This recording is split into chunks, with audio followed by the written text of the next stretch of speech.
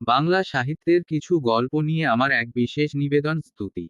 আপনারা শুনছেন স্তুতি, আমি সৌরভ বেজ আজ নিয়ে এসেছি আপনাদের জন্য একটি নতুন ঈশপের গল্প মৃগশাবক ও মৃগী। শুরু হচ্ছে আজকের গল্প মৃগশাবক ও মৃগী। একটি মৃগশাবক একদিন তাহার মাকে জিজ্ঞাসা করিল, আচ্ছা মা, তুমি কুকুরকে এত ভয় পাও কেন? তুমি কুকুর অপেক্ষা আকারে বৃহৎ, তোমার সুতীক্ষ্ণ শৃঙ্গ আত্মরক্ষা করিবার জন্য চমৎকার অস্ত্র, এবং তুমি অত্যন্ত দ্রুতগামী, তথাপি তোমার কুকুরকে এত ভয় করা কেন? মৃগী হাসিয়া বলিল, বাছা, এ সকলই আমি অবগত আছি, কিন্তু যেই আমি কুকুরের রব শুনিতে পাই, অমনি আমার চিত্ত বিকল হইয়া উঠে এবং আমার চরণ তখন না পলাইয়া স্থির থাকিতে পারে না। নীতিকথা। যুক্তিতর্কে ভীরু সাহসী হয় না।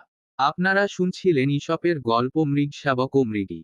গল্প পাঠে সৌরভ বেজ। গল্পটা যদি ভালো লেগে থাকে তবে চ্যানেলটা সাবস্ক্রাইব করে পাশে থাকবেন এবং বন্ধুদের মধ্যে শেয়ার করবেন।